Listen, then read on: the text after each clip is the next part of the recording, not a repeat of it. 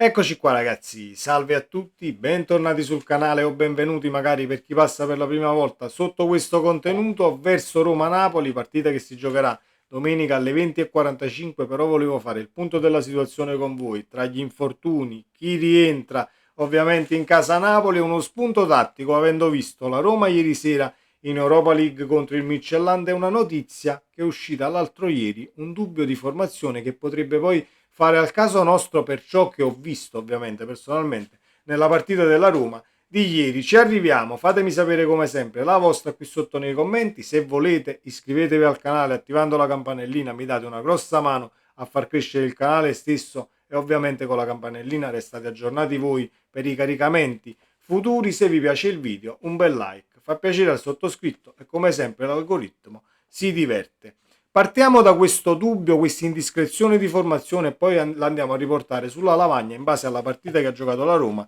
ieri. Se Højlund dovesse dare altri segnali di affaticamento potrebbe rimanere in panchina almeno dall'inizio nel prossimo match di campionato contro la Roma. A riferirlo il Radio Kiss Napoli, secondo cui Antonio Conte starebbe pensando ad un tridente Politano, Lang, Neres, quindi con quest'ultimo ad agire da falso 9 esattamente come lo utilizzò contro l'Inter.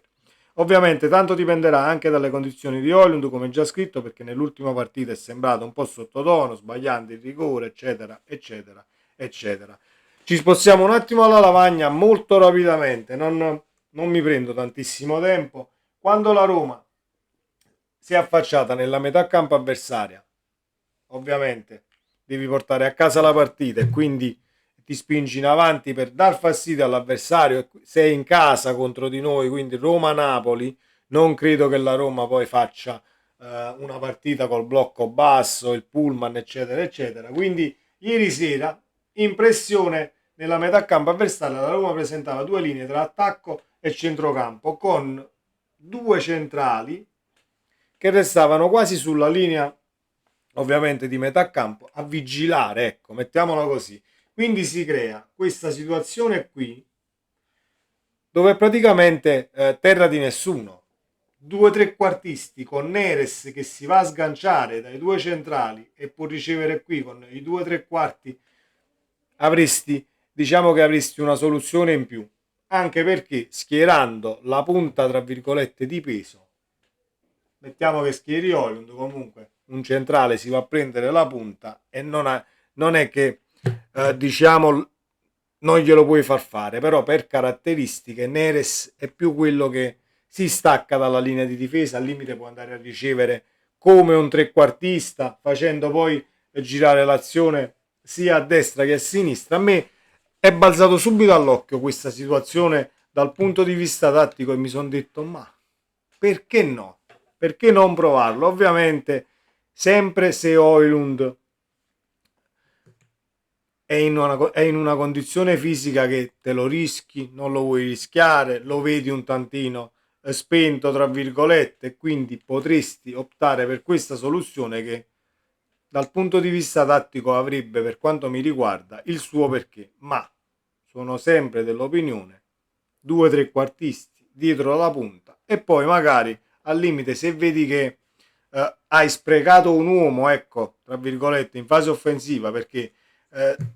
avrai una marcatura sulla punta e quindi ti fanno muovere poco con il centravanti, puoi optare per questa situazione. Politano Noalang dietro a Neres falso 9, anche perché dal punto di vista degli infortuni rientra Spinazzola, quindi avresti un cambio sull'esterno, c'è Elmas che potrebbe rientrare, ecco, nelle eventuali sostituzioni, anche se sulla tre quarti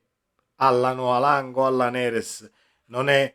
che lo vedo tanto bene, potrebbe far bene perché Elmas comunque a quanto pare dove lo metti la partita la porta a casa comunque dal punto di vista prestazionale, però vedremo poi, ci avvicineremo al match anche domani e vediamo il Napoli come gestirà questa situazione, infortuni che però non terminano nella maniera più assoluta perché Gilmour deve operarsi, o meglio le ultime ci dicono che il calciatore vuole andare verso l'intervento per guarire tra virgolette da questa pubalgia e quindi lo avremo fuori dalle 6 alle 12 settimane nel caso si opera per questo infortunio e io mi auguro che Gilmour possa tornare quanto prima, in primis per dare una mano al Napoli in tutto il percorso della stagione quando rientrerà. Punto secondo, merita di andare al mondiale nelle condizioni fisiche diciamo migliori possibili, quindi ecco perché mi auguro che rientri e riesca a ritornare al 100% quanto prima, però ovviamente se ci si deve operare ed è una soluzione che ti porta poi a migliorare dal punto di vista fisico ed eliminare il problema, lo si deve fare e devi accettare l'eventuale periodo riabilitativo che può variare dalle 6 alle 12 settimane, quindi tra il mese e mezzo e i 3 mesi. Detto questo, ho letto una notizia per quanto riguarda Lukaku, indiscrezioni ci dicono che potrebbe tornare convocabile contro la Juve. Tempo fa, un paio di settimane fa, c'era già chi diceva no, giocherà contro la Roma, lo possiamo portare in banchina. Andiamo con calma, quindi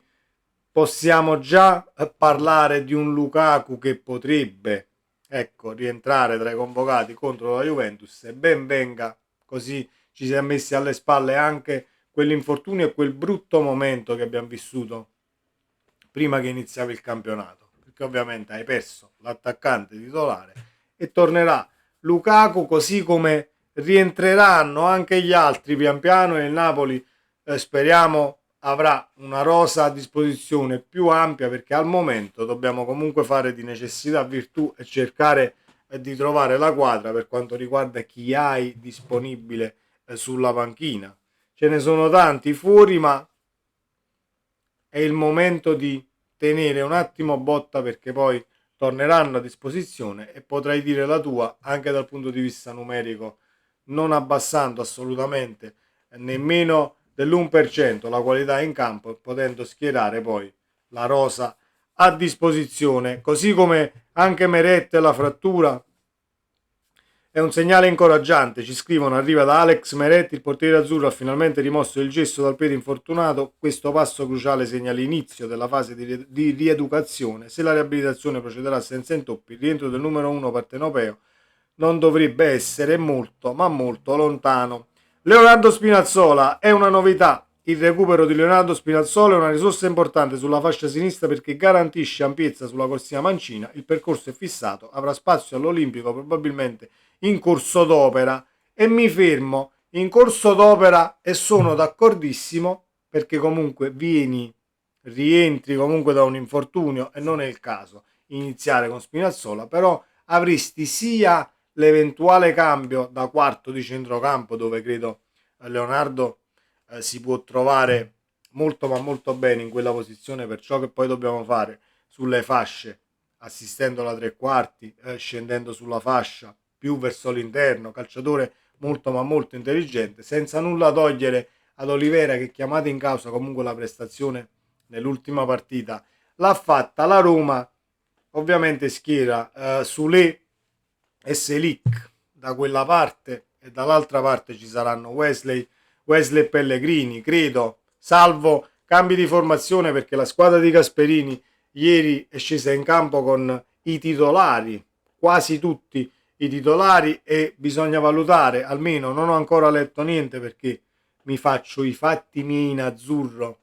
se non becco la notizia vuol dire che non c'è niente di tanto grave. Ovviamente chi ne sa di più di me qui sotto nei commenti ne discorriamo assolutamente. Anche lì si è fatto male con ieri nella partita, brutta botta alla caviglia. Io guardavo il match e appena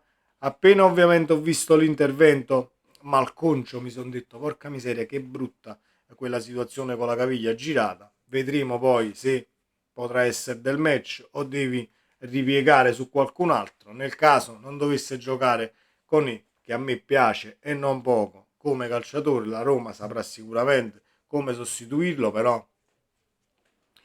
se proprio dobbiamo dirla, meglio una Roma senza Conè con il sostituto che con Conè, che a me piace e non poco, e ribadisco. Detto questo, fatemi sapere cosa ne pensate, iscrivetevi al canale come ho detto all'inizio del contenuto, sempre Forza Napoli, ciao!